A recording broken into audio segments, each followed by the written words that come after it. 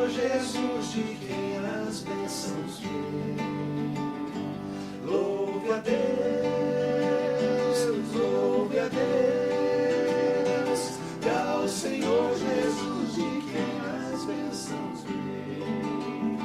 Que o coração abrir, águas vivas do interior irão fluir. Se o coração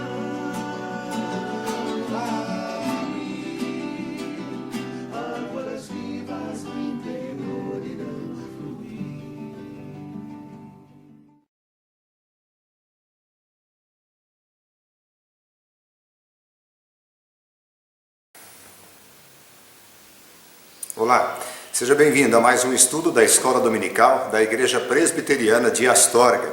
Esse é o canal do YouTube da Igreja Presbiteriana e aqui você tem acesso a estudos como esse da Escola Dominical, meditações que são divulgadas durante a semana, cultos online também. E nós convidamos que você se inscreva no canal e também ajude compartilhando esses vídeos para que outras pessoas também possam assistir. E de antemão, nós agradecemos a sua ajuda. Nós estamos estudando a revista É Tudo Sobre Jesus.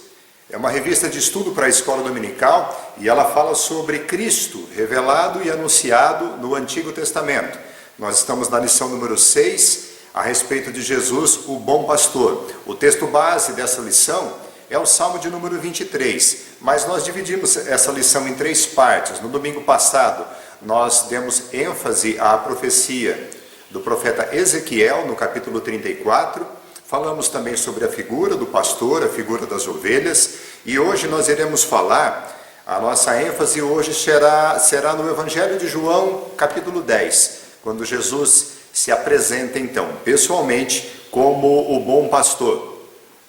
No próximo estudo, se Deus permitir, nós falaremos sobre o Salmo 23. Nós vamos orar, pedir a iluminação do Espírito Santo para que Deus nos dê a compreensão e o entendimento da sua palavra. Senhor nosso Deus e nosso Pai Celestial, nós te somos gratos por mais essa oportunidade que o Senhor nos concede de estudarmos a tua palavra. Eu peço, Senhor, a direção do teu Espírito Santo sobre a minha vida, para que eu seja de fato iluminado pelo teu Espírito Santo e revestido com o teu poder, para falar da obra redentora do Senhor Jesus, daquele que é o nosso Senhor e Salvador, daquele que é o nosso bom pastor. Ó Senhor, me dá a compreensão e entendimento para poder explicar tudo isso. E o nosso desejo é que cada um dos nossos ouvintes seja edificado pela tua palavra. A tua palavra ela é poderosa e nós cremos nisso. E o poder não está em nós nem na forma que falamos, mas na forma que o teu Espírito Santo age em todos os corações, em todos aqueles que estão ouvindo essa palavra. Esse é o nosso pedido, Pai, no nome do Senhor e Salvador Jesus Cristo. Amém. Amém, querido. Que seja assim nas nossas vidas. Como eu disse, o texto base é o Evangelho de João, capítulo 10. Capítulo 10 tem 42 versículos. Nós não vamos ler todos eles aqui, apenas os primeiros 18 versículos, e depois citar aquilo que é dito nos demais versículos também. Se você ler o texto, você vai perceber, principalmente na primeira parte, que nós vamos ler daqui a pouco, que existem vários contrastes. Jesus Cristo apresenta uma coisa e apresenta um contraste em relação a ela. Ele contrasta como sendo ele o bom pastor e chama os demais como mercenários, ladrões, salteadores. Esses eram aqueles pastores infiéis lá da profecia de Ezequiel 34, da qual Deus diz que tinha uma demanda contra esses pastores infiéis. E o próprio Senhor Jesus vem trazer essa demanda contra eles. Jesus também contrasta entre aqueles que estão nos seus braços e aqueles que não estão. Aqueles que são suas ovelhas e aqueles que não são suas ovelhas também. Tudo isso você percebe no texto. E era chegado o momento do cumprimento dessa profecia de Ezequiel. Tudo isso vem acontecendo desde o início do ministério do Senhor Jesus. Nessa primeira parte do estudo, nós vamos falar sobre esse juízo de Deus sobre esses líderes infiéis, sobre essas ovelhas rebeldes de Israel. Lembre-se de João Batista, ele precedeu Jesus e ele usou expressões muito pesadas com esses líderes da nação de Israel. Expressão como raça de víboras, ou então, já está posto o machado à raiz das árvores, aquela que não der fruto será cortada. E João Batista também disse assim: eu vos batizo com água, mas ele, referindo-se ao Senhor Jesus, vos batizará com o Espírito Santo e com fogo. E eu também entendo que essa expressão que João Batista dá é uma expressão de juízo, e que esse fogo representa o juízo de Deus sobre esses pastores infiéis. Esses líderes religiosos logo perceberam que algo estava se levantando contra eles. Eles tentaram se levantar contra João Batista, mas havia se passado talvez 300 ou 400 anos sem uma manifestação de Deus, de um profeta, e esse era um profeta que se levantou. E toda a multidão de Israel tinha João Batista como um profeta. Então esses líderes religiosos talvez até pensavam em matá-lo, mas deixaram de lado porque eles tinham medo da multidão. Quando Jesus Cristo inicia o seu ministério, eles logo se levantaram contra Jesus. Se você ler o capítulo 9, o capítulo anterior aqui de João, do Evangelho de João, você vai ler a respeito de uma cura milagrosa de Jesus. Ele cura um cego de nascença, e se você ver o relato, você vai perceber que não havia na história da humanidade uma cura de um cego de nascença. Jesus curou esse cego, e porque ele fez lodo, ele cuspiu no chão, fez lodo, colocou nos olhos daquele cego.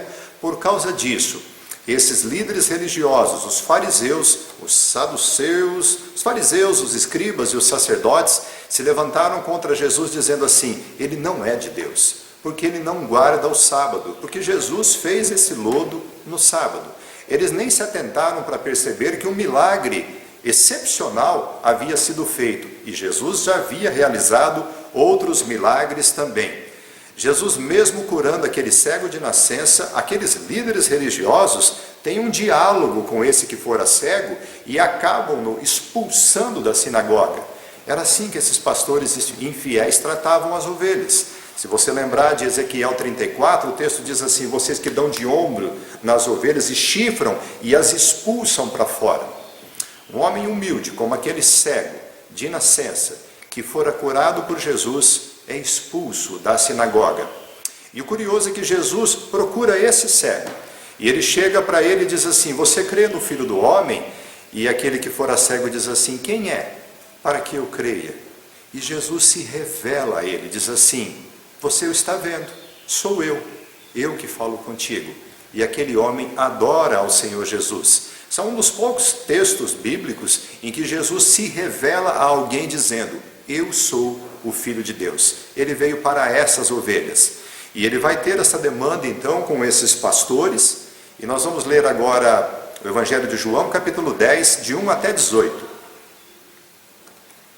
Diz assim: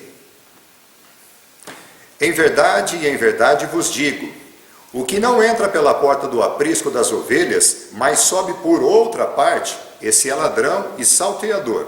Aquele, porém, que entra pela porta, esse é o pastor das ovelhas. Para este, o porteiro abre, as ovelhas ouvem a sua voz, ele chama as ovelhas pelo nome, ele chama pelo nome as suas próprias ovelhas e as conduz para fora. Depois de fazer sair todas as que lhe pertencem, ele vai adiante delas e elas o seguem, porque lhe reconhecem a voz. Mas de modo nenhum seguirão um estranho, antes fugirão dele, porque não conhecem a voz dos estranhos. Jesus lhes propôs esta parábola, mas eles não compreenderam o sentido daquilo que lhes falava. Jesus, pois, lhes afirmou de novo: em verdade vos digo, eu sou a porta das ovelhas. Todos quantos vieram antes de mim são ladrões e salteadores, mas as ovelhas não lhes deram ouvido. Eu sou a porta. Se alguém entrar por mim, será salvo. Entrará, sairá e achará pastagem. O ladrão, ele vem somente para roubar, matar e destruir. Eu vim para que tenham vida e a tenham em abundância. Eu sou o bom pastor. O bom pastor dá a vida pelas ovelhas. O mercenário, que não é pastor, a quem não pertencem as ovelhas, vê vir o lobo, abandona as ovelhas e foge. Então o lobo as arrebata e dispersa. O mercenário foge porque é mercenário e não tem cuidado com as ovelhas. Eu sou o bom pastor, conheço as minhas ovelhas e elas me conhecem a mim. Assim como o Pai me conhece a mim e eu conheço o Pai e dou minha vida pelas ovelhas. Ainda tenho outras ovelhas, não deste aprisco. A mim me convém conduzi-las. Elas ouvirão a minha voz. Então haverá um rebanho e um pastor. Por isso o Pai me ama, porque eu dou a minha vida para a reassumir. Ninguém a tira de mim. Pelo contrário, eu espontaneamente a dou. Tenho autoridade para a entregar e também para reavê-la. Este mandato recebi do meu Pai. Jesus se apresenta como bom pastor da profecia de Ezequiel 34, e ele chama esses pastores infiéis de ladrões e salteadores. Salteadores são assaltantes. E Jesus diz assim: para estes, o porteiro não abre a porta. As ovelhas do Senhor Jesus não seguirão falsos líderes, porque o porteiro não abre para elas saírem e seguirem aqueles que são ladrões e salteadores. Jesus também cita-os como estranhos.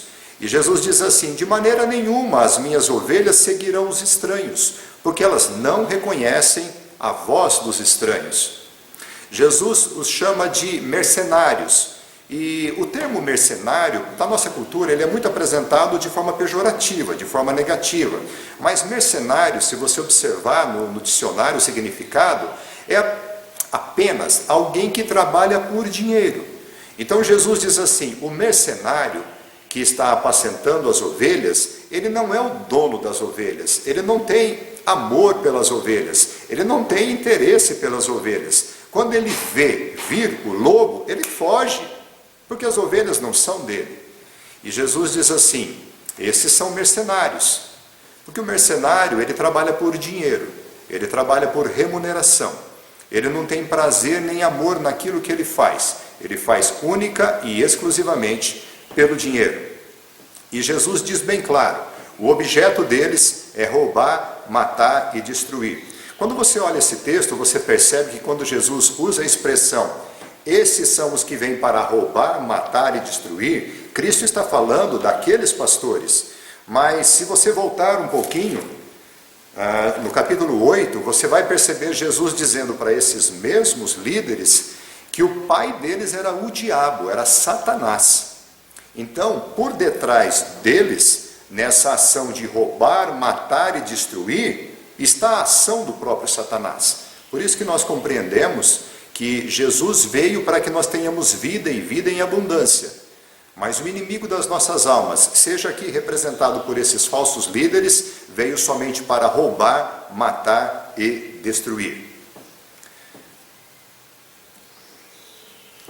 O juízo de Cristo sobre esses pastores, ele se conclui com uma frase dita um pouquinho à frente no texto, quando Jesus diz assim: vocês não são das minhas ovelhas. O que acontece na sequência do texto até onde nós lemos, é que havia uma festa em Jerusalém, e Jesus estava passeando no pórtico do templo de Salomão, na casa do Senhor. E alguns judeus desses, sempre eram esses, os sacerdotes, os escribas, os fariseus, os saduceus, esses eram os principais. Eles rodearam Jesus e o começaram a interpelar, e esse termo interpelar é um termo pesado. Não é alguém que pergunta, é alguém que pergunta em tom confrontativo. Ele faz como quem exige uma explicação. E eles perguntam para Jesus assim: tu és o Cristo? Dize-nos agora. E Jesus diz assim: eu já disse para vocês, eu já disse que eu sou, mas vocês não creram. Vocês não creem, e aqui vem o juízo, porque vocês não são das minhas ovelhas. E esse é o principal juízo de Deus sobre todo aquele que rejeita o seu nome. Perceba os detalhes, esses homens eram líderes religiosos, eles tinham conhecimento da doutrina, eles tinham conhecimento da palavra de Deus. Lembra do episódio do lodo?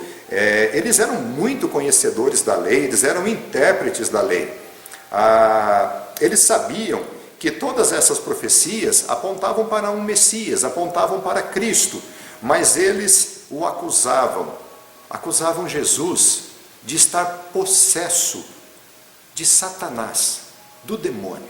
É isso que a Bíblia fala como blasfêmia do Espírito Santo, porque Jesus estava revestido do Espírito Santo, e a blasfêmia contra o Espírito Santo é você atribuir uma obra do Espírito Santo a Satanás.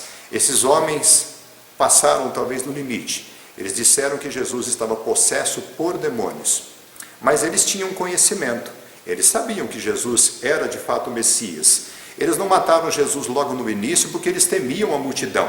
Eles tinham a impressão que se fizessem alguma coisa, eles correriam riscos. Então o que diz a história? Eu creio que você já conhece. Eles subornaram Judas para que Judas entregasse Jesus em um momento onde não houvesse multidão, onde não houvesse ninguém, num horário propício. E Judas o entrega à noite, quando Jesus estava sozinho, junto com os seus discípulos. E Jesus é levado no outro dia de manhã, no final daquela noite já sai a condenação, ele já vai para ser crucificado. Eles nem quiseram dar tempo para que a multidão se manifestasse. Eles atacaram a Jesus de forma bastante covarde, levantaram falsas testemunhas, trouxeram diante um tribunal romano, e Jesus então foi condenado à morte, e eles crucificaram a Jesus. Mas quando você olha tudo isso, você pensa que eles venceram? Você pensa que eles ganharam? Você pensa que aquilo que aconteceu foi um desastre? Não, de maneira nenhuma. Porque agora nós vamos falar sobre como o Senhor Jesus vem em socorro das suas ovelhas e as salva, e as arrebata da boca do inimigo, e destrói todos os seus inimigos. Se a primeira ênfase do estudo foi falar a respeito do juízo de Deus, veja agora que nisso que era uma aparente derrota, é a grande vitória e o grande livramento que Cristo traz para as suas ovelhas. Em primeiro lugar, aparece aqui um elemento novo. Você está acompanhando os estudos, viu? Nós falamos de várias revelações de Cristo lá no Velho Testamento, desde o Gênesis. Mas um novo elemento aparece agora. Cristo apresenta esse elemento, mas mal ele apresenta, ele já vai ser cumprido pouquíssimo tempo depois. Jesus diz assim: o bom pastor dá a vida pelas suas ovelhas. E isso era novo, porque a profecia de Ezequiel, ela não dava a entender que o bom pastor, o supremo pastor, morreria pelas ovelhas. Você pode ler o texto, você não vai perceber isso lá. Na verdade, nem saduceus, nem fariseus, nem sacerdotes, nem escribas, nem qualquer outro intérprete da lei tinha entendido e compreendido que o Messias, que o prometido, que o bom pastor morreria pelas ovelhas. E eu digo para você que nem Satanás sabia disso. Há vários textos bíblicos que mostram isso. Por exemplo, 1 Pedro vai dizer a respeito do Evangelho, e ele diz que essa obra do Evangelho, uma obra redentora, é uma obra que os anjos anelam perscrutar. Eles têm interesse de entender, de pesquisar e de compreender isso. E Satanás é um anjo caído. Satanás não é Deus. Satanás é um anjo caído. Nem ele sabia o que iria acontecer. Por isso que você vai perceber que a Bíblia vai se referir a Satanás depois da obra de Cristo como alguém que sabe que o seu tempo é curto, porque o relógio começou e disparou ali na morte de Cristo. Ali a obra foi consumada, e ali começa o juízo sobre o grande inimigo das nossas almas. Mas esses líderes religiosos não estavam entendendo isso, e quando eles matam a Jesus Cristo naquela cruz, eles fazem acontecer tudo aquilo que nós já falamos aqui nesses estudos. Por exemplo, Jesus esmaga a cabeça da serpente, porque ali naquela cruz que ela é derrotada. Jesus morre no nosso lugar, ele é o nosso cordeiro substituto. Jesus derrama o seu precioso sangue que nos desvia da ira de Deus. Jesus leva sobre si a maldição do nosso pecado, porque maldito era todo aquele que morresse no madeiro. Jesus faz a nossa expiação, e é assim que ele diz naquela cruz: antes de entregar o seu espírito, tetelestai, que é uma expressão que quer dizer está consumado, a obra está completa. Aquilo que parecia uma derrota e um desastre, Não é nada disso. Aquilo é realmente o cumprimento de todas as profecias em Jesus Cristo. Toda a obra de Cristo foi completa exatamente naquela cruz, quando eles o crucificaram. E a obra de Cristo, a ênfase dela, não é o juízo de Deus sobre ímpios, mas a ênfase da obra de Cristo é o amor de Deus Pai. É o amor de Deus Pai por nós. É o amor de Cristo por nós. O bom pastor, ele dá a vida pelas suas ovelhas. Jesus Cristo, então, se apresenta nesse texto do Evangelho de João, capítulo 10, como sendo o bom pastor. E ele começa a dizer, essa é a ênfase da sua mensagem. Nós tínhamos dado ênfase sobre aquilo do contraste, né? De mercenários, de ladrões, salteadores, estranhos. E agora Jesus diz assim: eu sou o bom pastor, eu chamo as minhas ovelhas pelo nome delas. Elas reconhecem a minha voz e elas me seguem. Eu não sei se você conhece um vídeo da internet, eu vou ver se eu consigo colocar aqui para você assistir, e ele mostra um local onde há várias ovelhas e algumas pessoas, 3 pessoas, fazem uma tentativa de chamar essas ovelhas imitando o pastor. E é muito bacana de ver, porque aquilo que você assiste é que as ovelhas não reagem, elas não esboçam uma pequena reação para aqueles que não são pastor das ovelhas, até que o verdadeiro fazendeiro, o dono das ovelhas, o pastor das ovelhas, ele as chama, e uma a uma elas vão virando na direção do pastor, e vêm na direção do pastor, porque elas conhecem a voz do pastor. É essa a ilustração que Deus usa para nós. Jesus diz assim: as minhas ovelhas ouvem a minha voz e elas me seguem.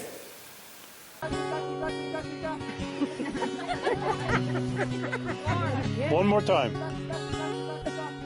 Oh, one is.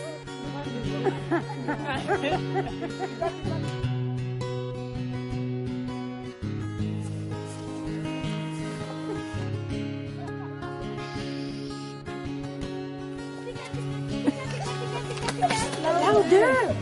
Tika, tika, tika, tika. Tika, tika, tika, tika. Tika, tika.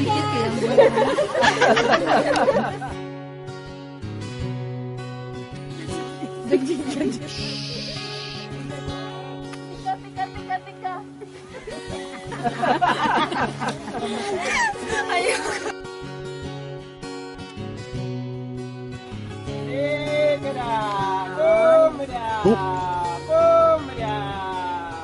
Look at them, look at them.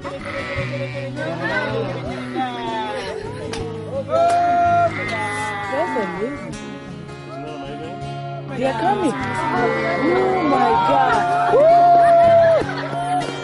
Oh my God. I think amazing. Oh my God. This is nice. Oh my God. This is amazing. One more. This scares them. Yeah, Eunice made him go away. Oh my God. Was that cool or what? Yeah. You will never have the same again.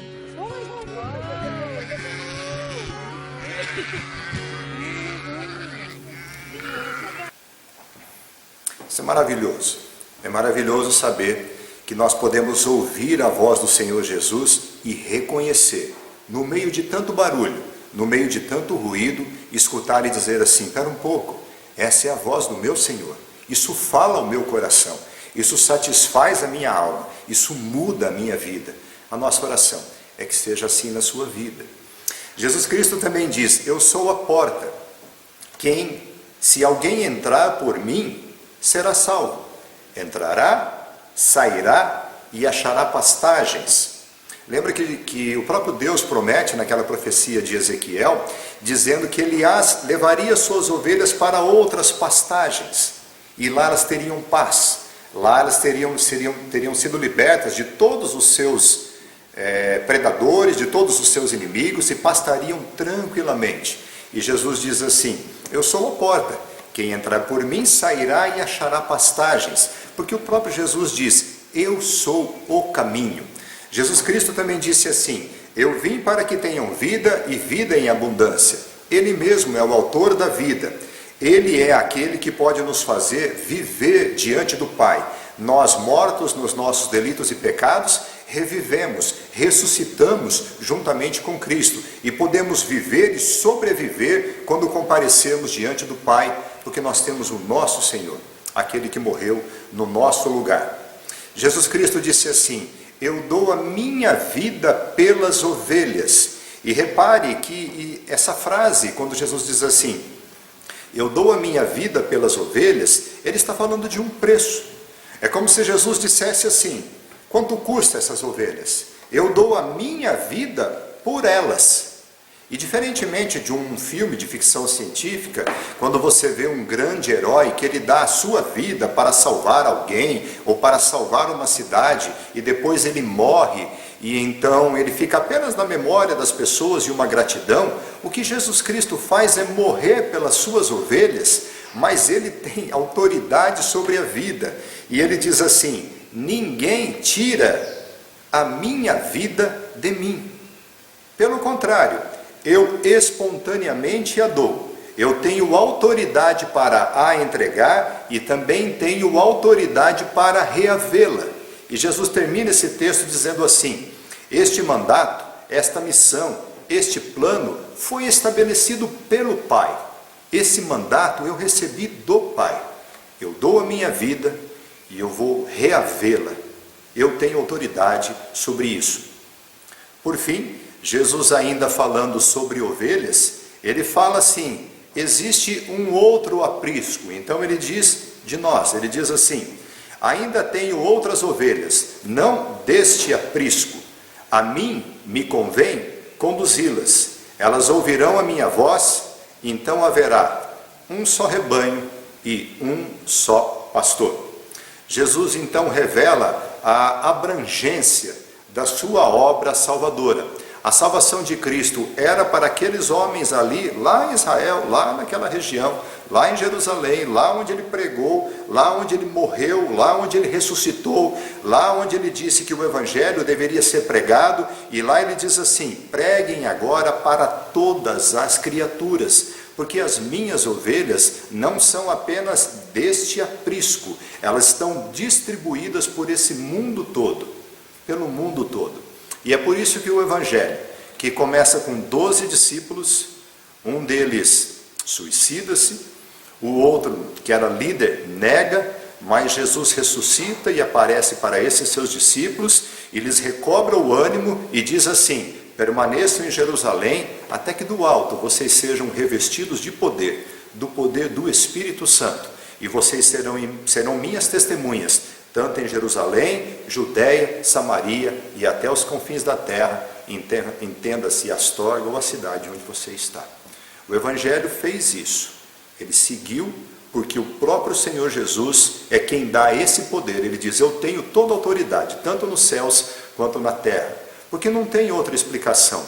Para 120 pessoas estarem lá, conforme narra em Atos 2, orando, todos juntos, de repente o Espírito Santo é derramado sobre eles, eles são revestidos de poder, muitos deles serão mortos, esse evangelho vai ser perseguido. É só você olhar a história da humanidade, esse evangelho vai ser perseguido, e olha hoje o resultado do evangelho, é pura obra de Deus, é obra de Cristo, ela permanece para sempre.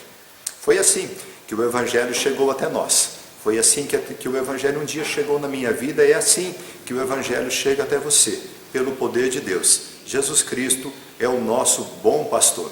Por isso que pessoas de todos os povos, todas as tribos, todas as línguas e todas as nações podem render glória para o Cordeiro de Deus, a raiz de Davi, o leão de Judá, aquele que venceu, aquele que todas as profecias a respeito dele foram cumpridas, e falta uma, que é o dia do seu retorno.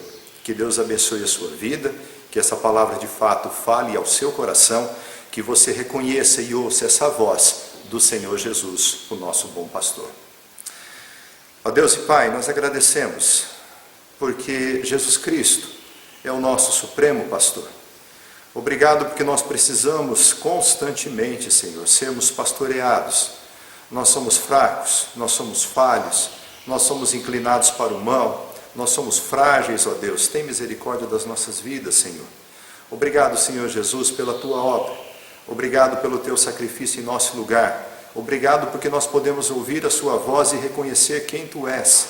Se nós temos alguma convicção, alguma alegria, alguma certeza, é pela obra que Tu fizeste pelas nossas vidas. Derrama sobre nós o Teu Espírito Santo. Reveste-nos com Teu poder. Usa-nos para louvor da Tua glória. Ó Pai, tem misericórdia de nós. Tudo te agradecemos, tudo te pedimos, no nome do nosso Senhor e Salvador Jesus Cristo. Amém. Amém. Deus abençoe sua vida. Até o próximo estudo.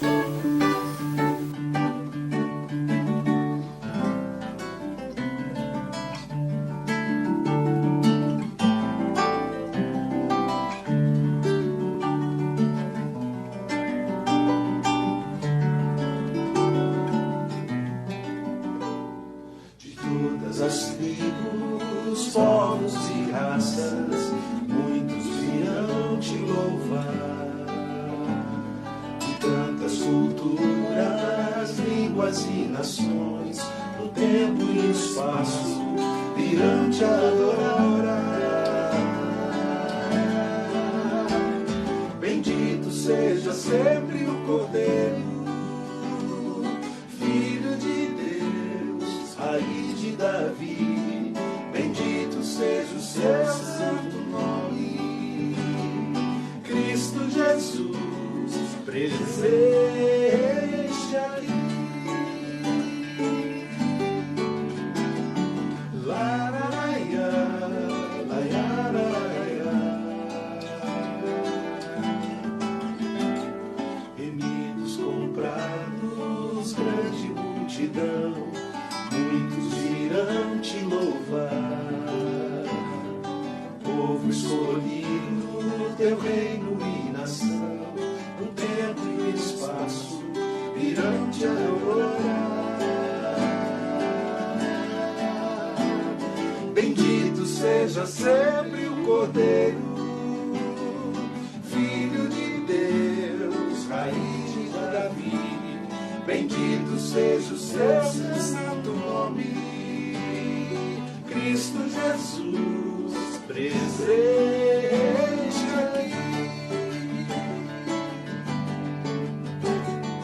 La, la, la, ya, la, ya, la, la, ya. E a nós buscar e tudo dedicar, oferta suave ao Senhor. Dons e talentos queremos consagrar, e a vida no teu altar, pra teu louvor. Bendito seja sempre o Cordeiro, Filho de Deus, raiz de Davi, bendito seja o seu santo nome. Cristo Jesus, presente.